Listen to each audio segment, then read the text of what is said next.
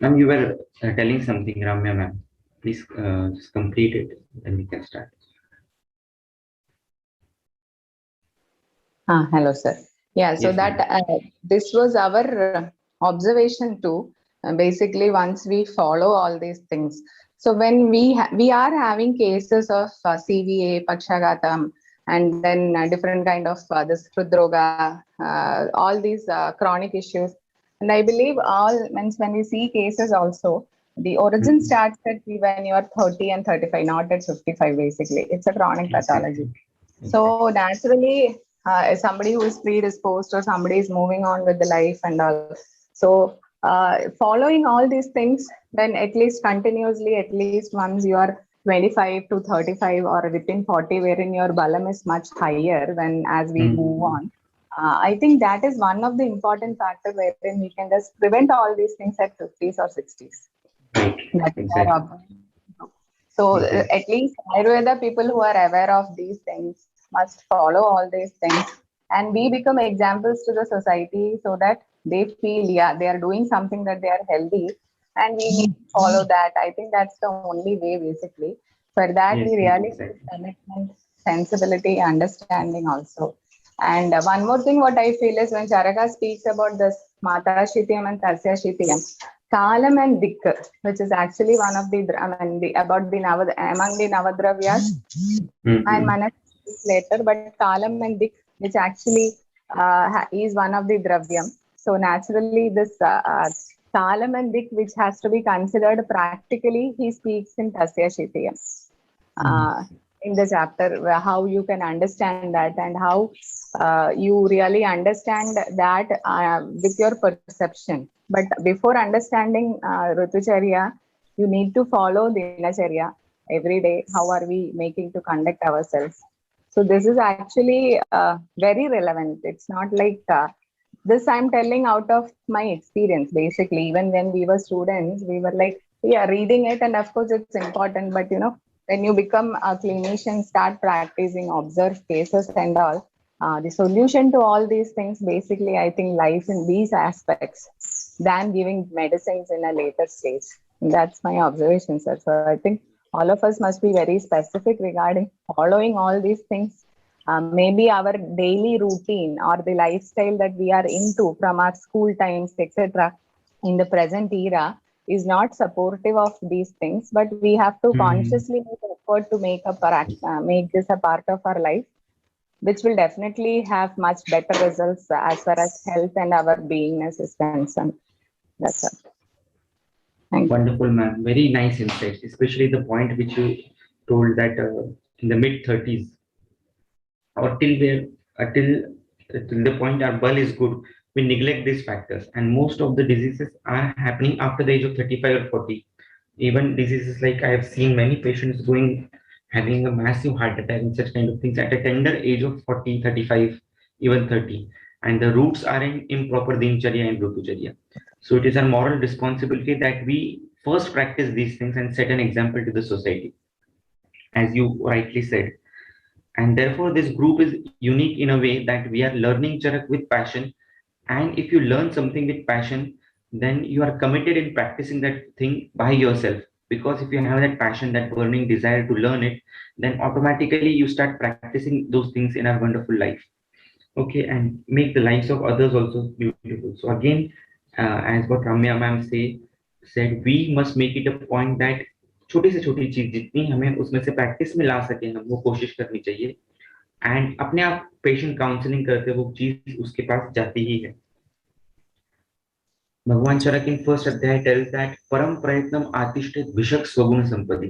परम प्रयत्नम आतिष्ठेत, you should do you should take extra efforts to increase the gunas of yourself, and increasing your guna means everything, maitri, karunya bhav, shama, daya, everything. If you are increased in yourself, then those things will reflect in your karmas also, and you will have that passionate way of looking at particular thing and following the things which are told by Bhagwan Charan. Okay, so if you can just stop the recording and start again, Priya ma'am.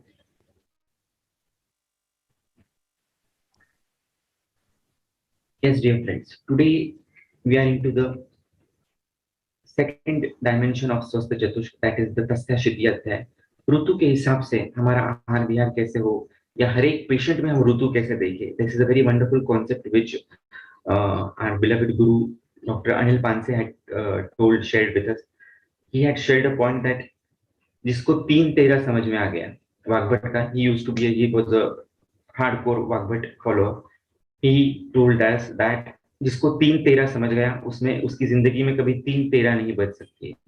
Means he can never fail in life. The Vaidya who understands the third adhyay and 13th adhyay of Bhagavad, which is the third adhyay. Third adhyay is, as we all know, Rutucharya, and 13th adhyay is Doshopakramaniya. So a Vaidya who knows how to see a Rutu in the patient. Hello, very important part. आपके रुग्ण के शरीर में कौन सा ऋतु चल रहा है। जैसे मान लीजिए उदर का पेशेंट है तो उसके शरीर में वर्षा ऋतु चल रही है।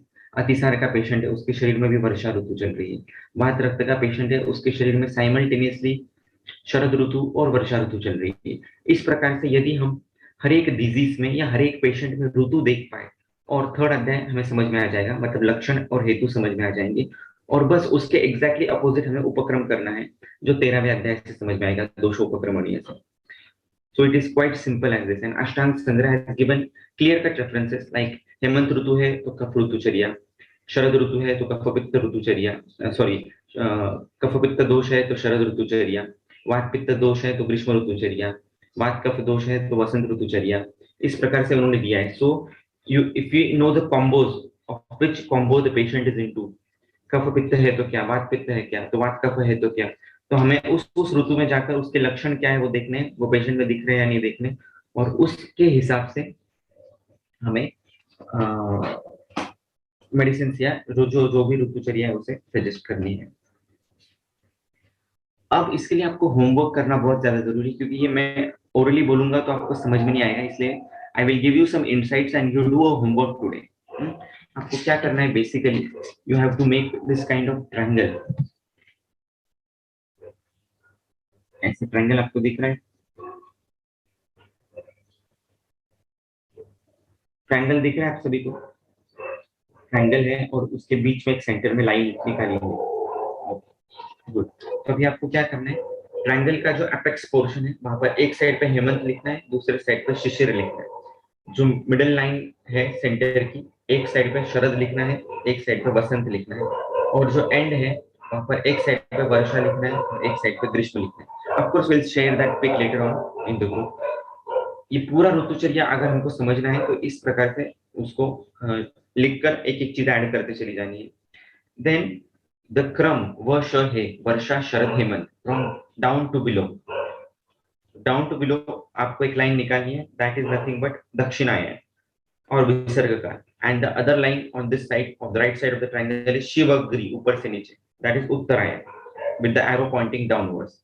इसका मतलब क्या हुआ कि वर्षा शरद हेमंत हम बोल रहे हैं नीचे से ऊपर, इसका मतलब वर्षा दक्षिणायन, इसमें वर्षा ऋतु में बल कम है लेकिन विसर्ग काल का बल कम है।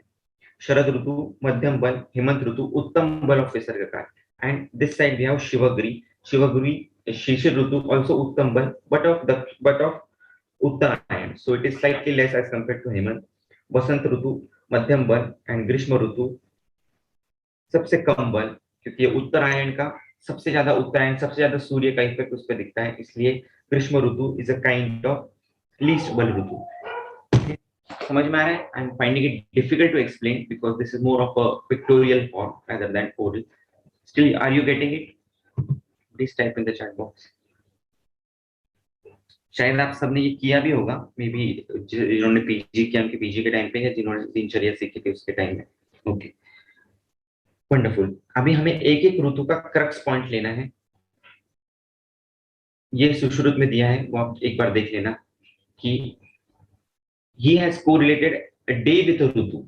That is very wonderful thing. Every rutu is having some part of day inside it, like पूर्वान्ने वसन्तः, मध्याह्ने ग्रीष्मः, प्रत्यूषसि हेमन्तः, अपराह्ने प्रावृटः, प्रदोषे वार्षिकम, शारदम अर्धरात्रि। This you later you can see it. लेकिन कहने का मुद्दा यह है कि उसने हर एक ऋतु को दिनचर्या से कोरिलेट किया हुआ है।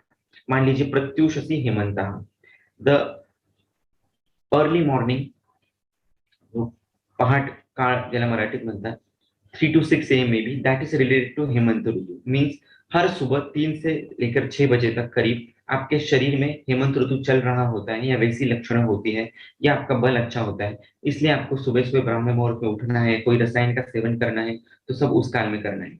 मध्याह्न ग्रीष्म, मध्याह्न मतलब when the sun is just above you, उस काल में ग्रीष्म ऋतु होता है। उस काल में अग्नि अच्छा होता है, तीव्र होता है, इसलिए आपको उस समय में भोजन कर लेना है।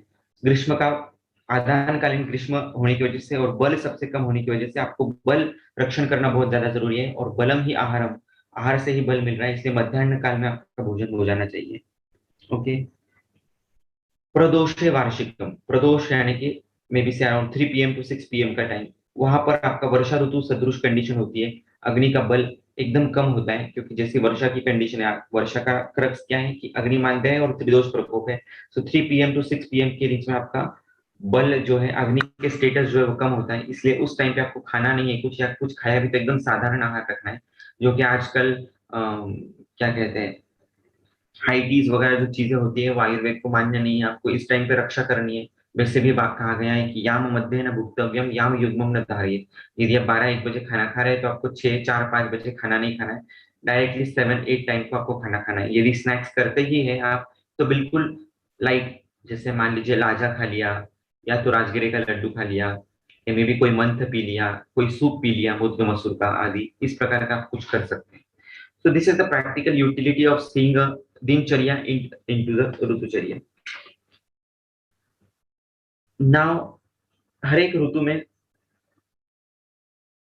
yes you can even have fruits, लेकिन फ्रूट्स में भी कौन से हैं ऐसे फ्रूट्स लेने हैं जिसमें ज्यादा क्लेद नहीं है। जैसे कि आप मौसमी ले सकते हैं, आंवला खा सकते हैं, अनार खा सकते हैं, इस टाइप के फ्रूट्स आप इवनिंग टाइम में ले सकते हैं। और आपको फ्रूट्स खाने ही है तो 11-12 बजे के टाइम पे, जहाँ पे सिट्रस फ्रूट्स है या कुछ हेवी फ्रूट्स है, तो खाने के पहले ऐसे फ्रूट्स 30-40 मिनट्स पहले आप खा सकते हैं, और उसके बाद में आप खाना ले सकते हैं। बट इवनिंग टाइम पे खाना है आपको, प्रदोष काल में खाना है, तो जो फ्रूट्स में ज्यादा पल्प नहीं है ऐसे वाले फ्रूट्स आप ज्यादा खाने चाहिए, ताकि उसमें क्लेद की वृद्धि ना हो, क्योंकि वर्षा ऋतु का क्रक्स क्या है, क्लेद बढ़ा हुआ है, अग्नि मानदेय और त्रिदोष प्रकोप है, तो सब चीजें इसके विरुद्ध होगी तो ही वो अच्छी रहेगी। यस। तो इसमें शिशिर ऋतु के बारे में क्यों नहीं बताया, वेरी नाइस क्वेश्चन। देखिए, वर्षा शरद आदि जो क्रम बताया गया है वो दोष प्रकोप का सीक्वेंस है। उसमें दोष प्रकोप कैसा होता है, सॉरी वो रसोत्पत्ति क्रम है, जो शिवगिरी और वशः जो क्रम है, ये रसोत्पत्ति का क्रम है, इसलिए उस क्रम से बताया है। और जो वर्षा हेमंत ग्रीष्म शरद वसंत प्रावरुट, ये जो क्रम है, ये संशोधन वृत्ति के, संशोधन दृष्टि के हिसाब से बताया गया है, इसलिए उसमें उसका वर्णन नहीं है। जो संशोधन दृष्टि का क्रम है उसमें शिशिर ऋतु नहीं है, उसमें प्रावरुट ऋतु है, क्योंकि सुश्रुत जो थे वो साउथ साउथ रीजन से थे, इसलिए वहां पर प्रावरुट या वर्षा ऋतु की कंडीशन ज्यादा थी, जबकि चरक का जो है वो नॉर्दर्न रीजन में ज्यादा जाता था, इसलिए वहां पर ठंडी ज्यादा रहती थी, इसलिए उन्होंने वो क्रम बताया है। और अनुक्त तंत्र युक्ति से हेमंत और शिशिर का सेम बताया गया है कि हेमंत और शिशिर ऑलमोस्ट सेम ऋतु है, सिर्फ शिशिर में रोक्षता अधिक होती है और शैत्य अधिक होता है। तो जैसे हेमंत का है प्रत्युषसी हेमंत, वैसे प्रत्युषसी शिशिर, ऐसा भी हम ले सकते हैं। Yes, again a very nice question. If fruit is consumed hour before lunch, will it be considered as addition? See now again, fruit को हम क्यों ले रहे हैं, तो कम मात्रा में ले रहे हैं पहली बात तो, और उसका प्रयोजन क्या है उस हिसाब से उसको कंसिडर करना है। अगर कम मात्रा में ले रहे हैं और लघु फलों का हम सेवन कर रहे हैं, तो उसको हम अध्यशन इस कैटेगरी में नहीं ले सकते हैं। अध्यशन में पकाया हुआ खाना, गुरु भोजन, उसको हम यदि बार बार लेते हैं 2-2 3-3 घंटे में, तो वो अध्यशन की कैटेगरी में जाएगा। लाइट फ्रूट्स थोड़ी मात्रा में यदि आप लेते हैं अपनी अग्नि के बल के सापेक्ष, तो उसको अध्यशन में नहीं लेना चाहिए, ऐसा मेरा मत है, ये शायद गलत भी हो सकता है। Okay, ideally as you are telling that is only the right method, कि आपको इवनिंग टाइम में उसको खाना है 4-5 बजे के करीब, हल्के फ्रूट्स को जो क्लीन वर्जन करने वाले नहीं है, या तो फिर आपको 10-11 बजे उसको खाना चाहिए। ऐसा कहीं पर भी ग्रंथ में निर्देश नहीं है, इसलिए ये सही या गलत हम नहीं कह सकते। सो प्रैक्टिकली ये प्रॉब्लम आता है तो हम इस प्रकार से उसको गाइड कर सकते हैं। ओके। फिर इस अध्याय में कुछ बहुत सुंदर सुंदर बातें बताई है, वो भी हम देख लेंगे। एक आपको हमेशा ध्यान में रखना है कि विसर्ग काल का जो लोएस्ट ऋतु है वो वर्षा ऋतु है, और आदान काल का जो लोएस्ट ऋतु है वो ग्रीष्म ऋतु है। वर्षा ऋतु में अग्नि का बल सबसे कम है और ग्रीष्म ऋतु में देह का बल सबसे कम है। हेलो। वर्षा ऋतु में अग्नि का बल सबसे ज्यादा कम होता है और ग्रीष्म ऋतु में देह का बल सबसे ज्यादा कम होता है। वर्षा ऋतु में अग्नि बल भी कम है और देह बल भी कम है, लेकिन वर्षा ऋतु दक्षिणायन का होने की वजह से यहाँ पर देह बल थोड़ा सा ज्यादा है एज कम्पेयर टू ग्रीष्म। लेकिन ग्रीष्म में बिकॉज इट इज ऑफ उत्तरायण, यहाँ पर देह बल ज्यादा कम है और अग्नि बल भी कम है, लेकिन उतना नहीं जितना वर्षा में कम है। ये बात हमेशा ध्यान में रखनी है और ये पेशेंट में भी विजुअलाइज करना है। कोई पेशेंट में ग्रीष्म ऋतु चल रहा है, मान लीजिए एक पेशेंट है जिसे सिर्फ उरोदाह की कंडीशन है, एसिडिटी जैसी कंडीशन है, लेकिन खट्टा पानी वगैरह नहीं आता है, सिर्फ उरोदाह हो रहा है। इसका मतलब उसके शरीर में ग्रीष्म ऋतु चल रहा है। ग्रीष्म ऋतु चल रहा है मतलब अग्नि बल कम है और देह बल भी कम है। देह बल ज्यादा कम है, लेकिन तो उसको थकान वगैरह भी चीजें महसूस होती है और वो कटुरस का भी सेवन कर रहा है। तो नेचुरली आपको ग्रीष्म ऋतु जानकर उसको ब्रूहण देना है, ब्रूहण देना है और साथ ही साथ कटु के विपरीत रस देना है, यानी कि मधुर रस देना है। अब उसको सबसे ज्यादा ग्रीष्म ऋतु के लक्षण कब महसूस होंगे? तो मध्याह्न मध्याह्न ग्रीष्म, इसलिए आपको मध्याह्न काल में उसको ऐसा भोजन देना है जो मधुर रस प्रदान हो, स्निग्ध हो, शीत हो, द्रव प्रदान हो। तो उसमें आप उसको कुछ फल भी दे सकते हैं जो उस रस के है, और साथ ही साथ सिर्फ फल को खाने के बाद नहीं देना है, खाने के पहले देना है। और कुछ मधुर रस प्रदान स्निग्ध द्रव शीत आहार आप उसको मध्याह्न समय में भी दे सकते हैं, ताकि ग्रीष्म का जो बल है उस दिन का, मध्याह्न काल का, वो कम हो जाए। इस प्रकार से हम हर एक ऋतु का प्रैक्टिकल एप्लीकेशन डिजीज में और पैथोलॉजिकल कंडीशंस में ले सकते हैं। अगेन वेरी इंपॉर्टेंट, धारिणी मैम ने बताया फल फल रस गुरु गुरुतर कल्पना है। बिल्कुल सही बात है, फल रस हमें पीना ही नहीं चाहिए। Mostly young up to the age of 40-45 फल रस नहीं लेना चाहिए। जहां जब तक हमारे दांत साबुत है तब तक हमें फल को ही चबा चबा के खाना है, क्योंकि उसके साथ उसके फाइबर्स भी जाते हैं और वो शनै शनै शरीर के अंदर उसका रस जाता है। फल रस जब हम देते हैं तो इन दैट गल्प बहुत सारा रस एक साथ जठर पे गिर जाता है, जिससे जठर अग्निमांद्य हो जाता है। इसलिए फल रस हमें जहां तक हो सके अवॉइड करना है, या पेशेंट को भी बोलना है कि आप फ्रूट्स ही लो, साबुत फ्रूट्स ही आप ज्यादा करके लो, फल रस आपको नहीं लेना है। Fruit breakfast again it depends. अगर आपके शरीर में क्लेब ज्यादा है, कफ बाहुल्य की कंडीशन है, तो आपको फ्रूट्स नहीं लेने हैं। जिस पेशेंट में ग्रीष्म ऋतु चल रहा है, जिस पेशेंट में वात पित्तज कंडीशन है या पित्त वातज कंडीशन है, उसको आप डेफिनेटली फ्रूट ब्रेकफास्ट दे सकते हैं।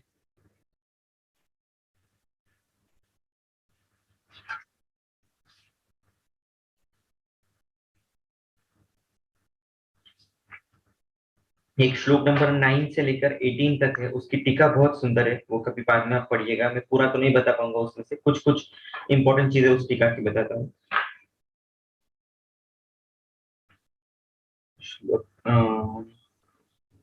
13th लाइन फ्रॉम अबव, श्लोक नंबर 18 का 13th लाइन फ्रॉम अबव। यहाँ पर वो कहते हैं अतः ईंधन अभावे सति रस धातु क्षयाद वायु प्रगुप्यति हेमंते। हेमंत में क्या होता है? ईंधन अभावे। बहुत बार ऐसे भी हमने पेशेंट्स हमारे पास आते हैं कि जो खाते ही नहीं है, 12-12 13-13 घंटे खाना नहीं खाते, और ऐसा करने से भी रस धातु क्षय होता है और उसकी वजह से वात का प्रकोप होता है हेमंत में। हेमंत में आपको ये ध्यान में रखना है, या ऐसे पेशेंट जो कांश के पेशेंट है जिनको बहुत ज्यादा भूख लगती है, उनको सही समय पर खाना खाने ही देना चाहिए। और अजीर्ण के पेशेंट है तो डेफिनेटली उनको कुछ खाना नहीं है, 6 आवर्स या मध्याह्न भुक्तव्य। लेकिन जिस पेशेंट में बहुत ज्यादा अग्निबल है, क्रूश है पेशेंट, बार बार भूख लगती है, तो इनको ईंधन के अभाव में भी रसक्षय होकर वात प्रकोप होगा, तो उनको आपको उचित समय पर उचित खाना खाने को देना ही चाहिए।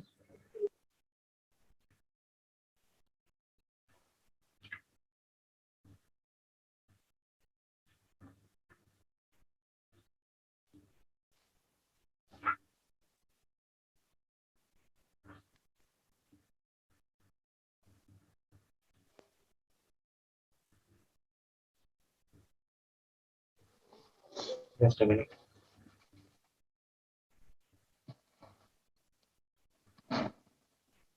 हेमंत में अग्नि कैसे बढ़ता है इसका भी उन्होंने एक सुंदर उदाहरण वहां पर दिया है, वो भी आप पढ़ सकते हैं। वायु हिम के संबंध से बाहर निकलते हुए शरीर की ऊष्मा को रोध करता है, और इसकी वजह से जिस प्रकार से पवन से व्यवस्थापित पंख के लेप की तरह ही आंतरिक अग्नि को बढ़ाता है। Very complicated example yes given, जिसमें कुम्हार किस प्रकार से मिट्टी का बर्तन बनाता है और उसके अंदर किस प्रकार से अग्नि स्थापित करता है, जिसने वो देखा है उसको ये एग्जाम्पल समझेगा। कुंभारक कुंभकार पवना हित पंख लेप इव अंतरस्य वन्य वृद्धि आवाहति, इस प्रकार का एग्जाम्पल दिया है। इन सिंपल वर्ड्स शैत्य की वजह से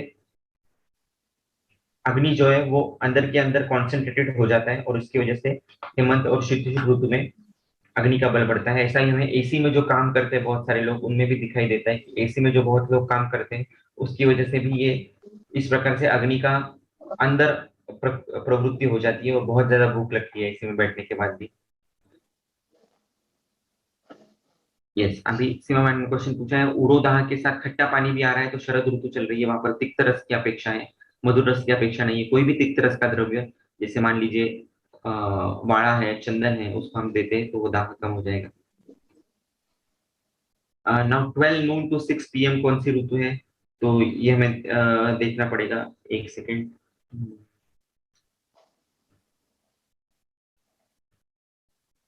I'll just check it once again. I'm also a little confused of the timing. I'll just check it and send on the group. Please remind me if I forget to do so. Okay. 3 से 6 तो अपराह्न का काल है, वर्षा ऋतु है। 12 से 3 it's I think मध्याह्न का ही काल आएगा, वो मध्याह्न का काल। और फिर ये इसका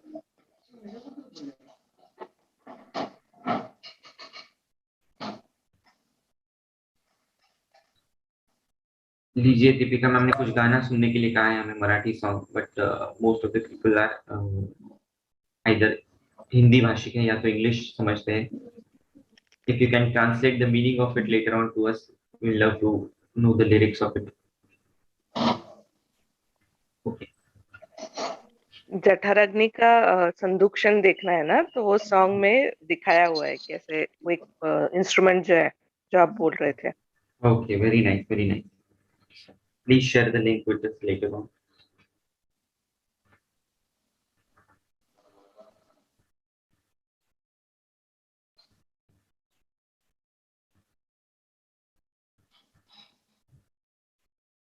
एक minute.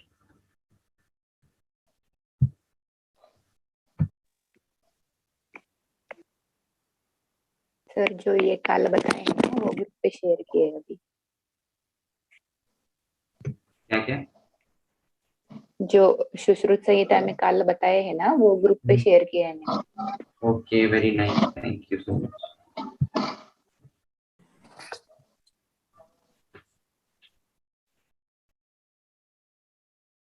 Yes, Dhanini ma'am, skin pores बंद रहते हैं in winters because of the continuous vayu which is surrounding us, and so that समान वायु समानो अग्नि समीपस्था है, ऐसे कहा है। तो वो समान वायु जो है वो अग्नि को स्थापित कर देता है जठराग्नि के जठर में। अगेन वर्षा ऋतु में अभ्यंग किस ऑयल से करना चाहिए इज द क्वेश्चन। अगेन वर्षा में क्या है, कौन सी कंडीशन है, अग्नि बहुल, अग्नि कम है, क्लेद बहुल कंडीशन है ना, इसलिए आपको कुछ उष्ण जातीय तेल वहां पर यूज करना है। गुरु आदि से सिद्ध तेल आप यूज कर सकते हैं, या मुरीवेन्ना कोट्टम चुकादी जैसा तेल आप यहाँ पर यूज कर सकते हैं। यू मस्ट अवॉइड तेल विच इज टू मच शीत स्निग्ध, जैसे यष्टि तेल हो गया, मधुयष्टि तेल हो गया, बला क्षीर बला तेल, ऐसे तेलों को हमें अभ्यंग के लिए नहीं यूज करना है। Nice question. तो हर एक चीज में हमें ऋतुचर्या के एस्पेक्ट से हम सोच सकते हैं। तेल का चॉइस भी हमारा ऋतु के हिसाब से देखो कैसे आया है ना, तो this should happen. Very nice. ऋतु हरितकी का सेवन हम कर सकते हैं, इसके ऊपर भी हमारा पिछली बार बहुत अच्छा डिस्कशन हुआ था। ऋतु हरितकी में कौन सा द्रव्य कितनी मात्रा में लेना है, कैसे लेना है। अगर वो पोस्ट किसी के पास होगी तो वो भी शेयर कर देना बाद में।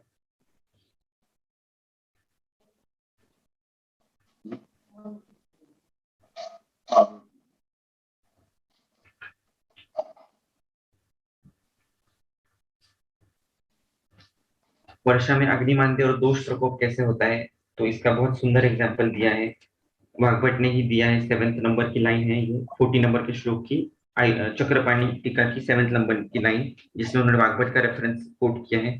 भू बाष्पेण अम्ल पाकेन मलिनेन चवारिना वह्निनेव च मंदेन तेषु इति अन्यो अन्य दोषिषु।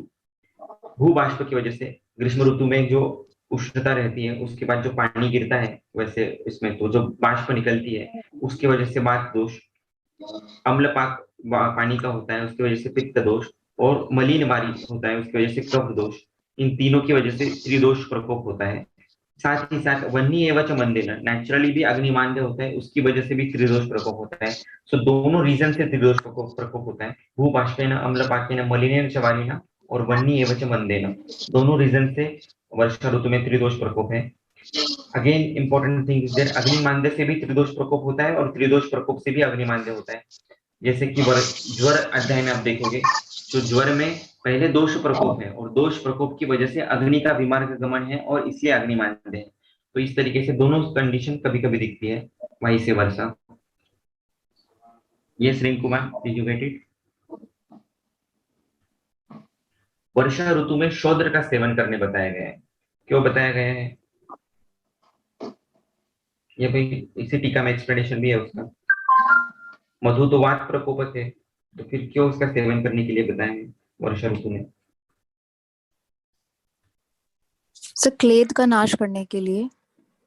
Yes, very right. शूद्रम च यद्यपि वात प्रकोपी तथापि वार्षिक क्लेद शमनार्थम स्वल्प मात्रया शूद्रान वितपदेन विहितम। इसलिए क्लेद शमन करने के लिए यहाँ पर यूज किया है। इसका मतलब आगे भी जब कोई आप व्याधि देखोगे जहां जहां पर क्लेद वृद्धि है वहां पर आपको मधु यूज करना है, सिर्फ ऑप्टिमम अनुपान के स्वरूप में, या सिर्फ वो क्लेद नाश हो जाए उतने लेवल तक ही उसको यूज करना है। ज्यादा अगर दोगे तो उससे वात प्रकोप होने की संभावना होती है। now important question again is, sir, in Hemant ऋतु कफ का संचय होता है, then why Acharya has told to have स्निग्ध गुरु अनुपचर्या? अगेन सिर्फ हेमंत और शिशिर ऐसे दोनों ही ऋतु है जहां पर आपका बल निर्माण आप कर सकते हो। बाकी सभी ऋतु आपका बल या तो मीडियम है या तो एकदम शरीर को क्षीण करने वाले हैं। इसलिए उन्होंने हेमंत ऋतु में, शीत ऋतु में आपका बल संवर्धन होने के लिए गुरु मधुर स्निग्ध आहार की चर्या बताई है। और इसके वजह से जो कुछ प्रॉब्लम होगा, कफ संचय प्रकोप होगा, वो बाद में हम वसंत ऋतु में देख लेंगे, उसको बाहर निकाल लेंगे जो भी कुछ बढ़ेगा। लेकिन पहला बलम ही अलम निग्रह है दोषाणाम, ये ज्वर चिकित्सा में सूत्र है।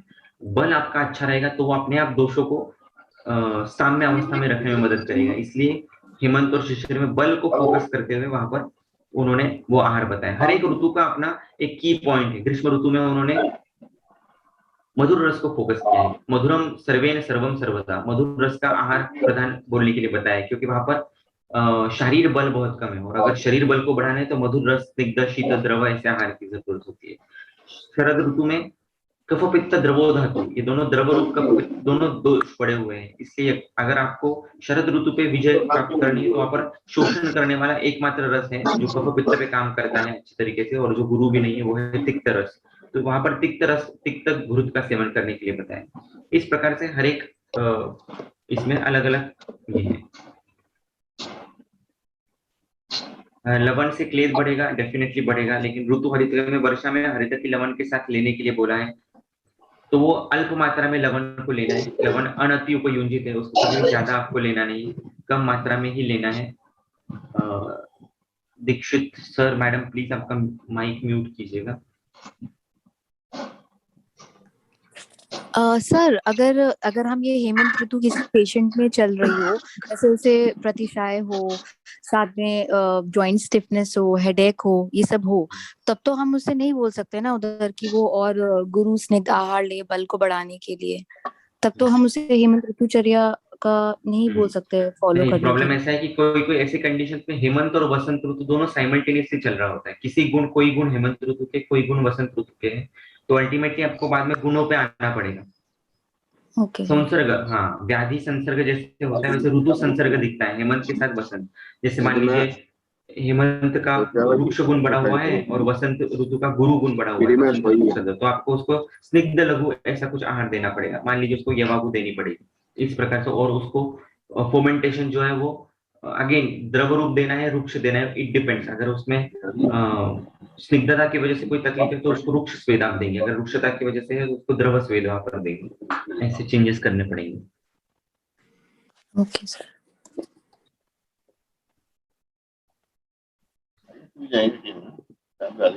विंटेश्वरी मैम, अमलकी का रस सेवन करने के लिए बोला है वर्षा ऋतु में।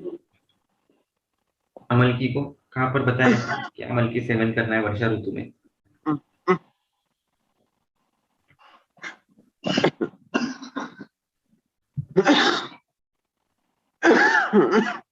डॉक्टर दीक्षित कौन है? प्लीज आपका माइक म्यूट कीजिए प्लीज।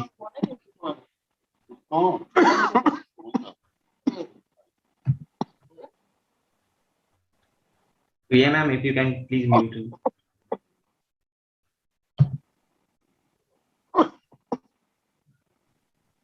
यस मिंटेश्वरी मैम, ऐसा कहाँ पर रेफरेंस आया है कि अमल की का सेवन करना है वर्षा ऋतु में?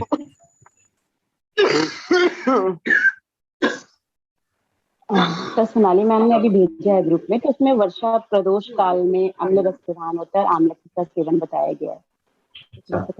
जनरली सर हाँ जी सर अम्ल रस प्रधान होता है, अम्ल रस का सेवन करने को कहते हैं, राइट? वर्षा ऋतु में ना साधारण ऋतुचर्या, देखो साधारण शब्द आया है, साधारण ऋतुचर्या है, इसका मतलब एक्सट्रीम्स अवॉइड करने हैं। और वैसे भी अम्लो अग्निदीप्ति, तो कुछ हद तक अम्ल रस अग्निदीप्ति के लिए आपको सेवन करना है। फिर अगेन वर्षा ऋतु में व्यक्त अम्ल लवण स्नेहम, लवण और स्नेह को सेवन करने के लिए बताया। ऑप्टिमम अग्नि बढ़े उतने मात्रा तक, उससे क्लेद बढ़ेगा इतनी मात्रा में उसे नहीं लेना है, क्योंकि आगे बहुत कंडीशंस आर साइमल्टेनियसली दिख रही है, अग्नि मंद भी और क्लेद भी बढ़ा हुआ है, तो दोनों को बैलेंस करेगा ऐसा डाइट हमें देना पड़ता है। Thank you sir. अम्ल रस से भी क्लेद बढ़ता है क्या सर? जी, तीनों रस जो वात शमन करने वाले रस है, वो तीनों कफ को बढ़ाने वाले हैं। मधुर, अम्ल, लवण, क्लेदी स्वभाव के। अम्ल रस में भी पृथ्वी है, पृथ्वी और तेज है, तो पृथ्वी के बाहुल्य की वजह से वहां पर क्लेद बढ़ता है, लेकिन जितना मधुर और लवण बढ़ाता है उतना अम्ल नहीं बढ़ाता। तो सर अगर जैसे कोई एलर्जिक राइनाइटिस का पेशेंट है या दुष्ट पीनस का पेशेंट है, और तो उसमें साइमल्टेनियसली हेमंत और वसंत ऋतुचर्या दोनों चल रही है, यानी कि वात और कफ दोनों चल रहे हैं, तो क्या सर उसमें हम वात का अनुलोमन करने के लिए अम्ल रस देंगे क्या, जैसे चिंचा या कुछ और आम्ल की, और का उससे क्लेद भी बढ़ेगा, तो सर उसमें कैसे अम्ल रस का सर विवेचन कैसे करेंगे सर हम लोग? अभी देखिए जीर्ण प्रतिशय में कोई वातज प्रतिशय का होता है, या दोनों कंडीशन इसमें दिखती है, वात प्रधान कफ अनुबंधी और कफ प्रधान वात अनुबंधी।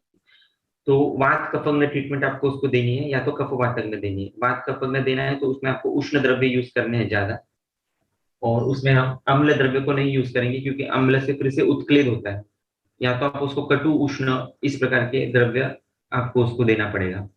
कफ वातज में भी वैसी कंडीशन आती है जहाँ पर उष्णता बढ़ी हुई आपको उष्ण गुण वाले ही द्रव्य वहां पर देने होते हैं। चिंचा लवण वगैरह का वहां पर रोल इतना नहीं होगा। वात का अनुलोमन करने के लिए बाकी बहुत सारी चीजें हम उसको दे सकते हैं, जैसे मान लीजिए तालिसादी चूर्ण है, तालिसादी चूर्ण की फलश्रुति ही मूढ़ वातानुलोमन ऐसी बताई गई है। तो वैसे पेशेंट में आप डायरेक्टली तालिसादी चूर्ण देकर भी आप वात का अनुलोमन कर सकते हैं। उसके लिए आपको अम्ल रस ही चाहिए वातानुलोमन के लिए, ऐसा कोई जरूरी नहीं। अम्ल रस की फलश्रुति में मूढ़ वातानुलोमन है, बट उसके लिए व्याधि का कंडीशन का सबसेट टोटली डिफरेंट है। ठीक है सर। सर अभी हम साथ में पढ़ने वाले हैं क्या सर? क्या क्या?